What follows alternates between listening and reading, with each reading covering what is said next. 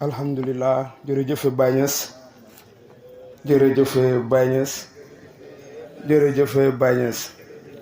Par le truchement du bon Dieu, nous nous sommes retrouvés encore une fois de plus sous ce beau temple en cette nuit du 13 avril 2024 pour commémorer ensemble le sacre de la religion, le sceau des prophètes Mohammed, paix et salut sur lui. Chers parrains, chères marraines, chers condisciples et chers muhaddam, chers invités, par ma voix, le Daïra Loua Oulamdi vous salue et vous accueille chaleureusement à sa 1e édition de conférence. Nous rendons grâce à Allah de nous avoir unis au lien de l'islam, la meilleure des religions, ou la religion même. Grâce à Allah, nous cheminons sur le chemin clair de la meilleure des confréries, ou même la meilleure confrérie. Nous ne remercions jamais assez Allah de nous avoir donné cette aubaine d'être au service de la faïda. En effet, à l'époque où nous étions dans une sorte de gouffre abyssal, à cette époque où même nos sens étaient à l'antipode de toute sensibilité, tels des esclaves du mythe de la caverne, cette voix du papa de Serigne a dit qui, tel un assommoir retentit, Khigli sahban fudala wa khigli min kulli shayin khayru wa kulli, qui nous tira de notre révérence. Donc, aubaine il y a.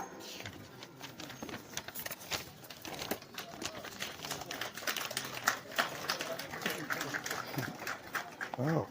Par ailleurs, pour donner vie à cette aubaine, les invités nous viennent un peu partout du pays, même dans les endroits les plus reculés. Ainsi, je m'enfourche dans mon bolide en direction de la Petite Côte. Il accourt et s'impatiente à prendre place dans l'engin. Tous les Mbourois veulent répondre à l'appel de Baye Khalil.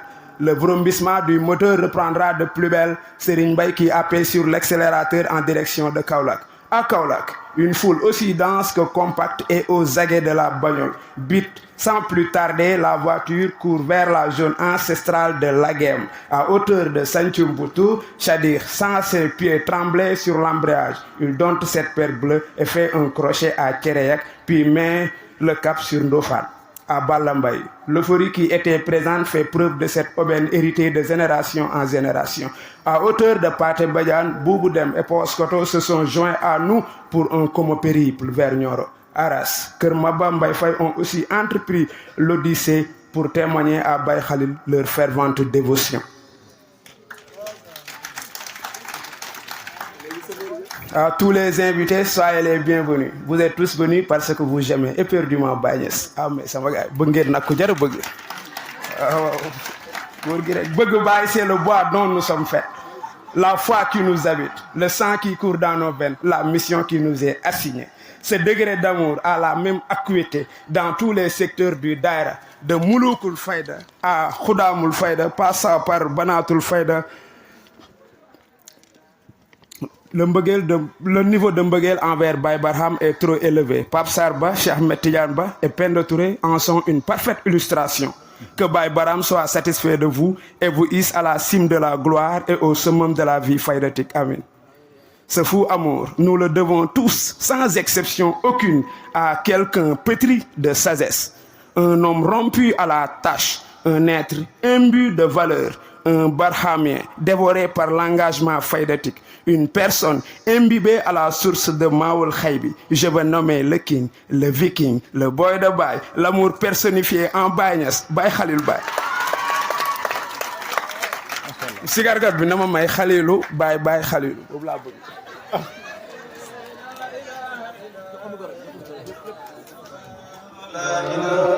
Baye Khalilu la ilaha illa Khalilu la ilaha illa Allahu la ilaha illa Allah la ilaha illa Baye Khalil Baye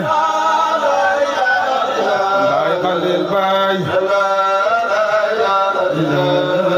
Baye Khalilu la ilaha illa Khalilu la ilaha illa Khalilu la ilaha illa Allah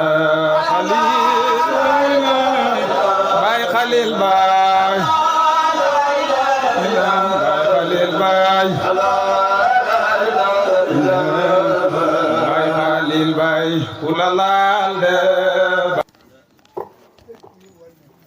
Mashallah sigar di naan la trop Baye Khalil dit vénérer Sang Wilane Sané est d'une générosité extrasensible et d'une voyance extraordinaire.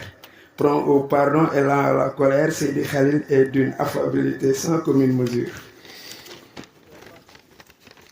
Nonobstant nos tares et caprices, il se montre d'être un leader exceptionnel en nous conduisant sur le chemin pas nébuleux du rythme avec son fameux slogan Halu Kosi, Halu Bayla. Baye Khalil Baye, un phare au sein de l'Ouaoulandi pour le compte du Ziar. Rien qu'à lui seul, avec son secteur, il a aboulé une forte somme de 2 millions de francs CFA.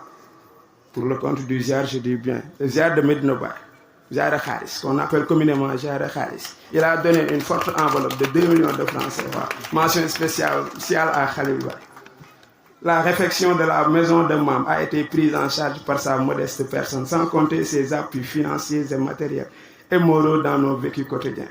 J'aurais aimé faire une harangue sur Baye Khalil. J'aurais aimé bien parler sur Baye Khalil. Une harangue qui serait identique même au poème de Pierre de Ronsard, Amour à Cassandre. Mais quand l'émotion se mêle à la joie, franchement, les mots viennent difficilement. Je me contente dès lors du reçu sans jalousie de Borom Kewon d'hier en demandant au Saint Wilane Sané de prier pour la survie de ce grand homme. Merci à toute l'assistance, cordialement vôtre.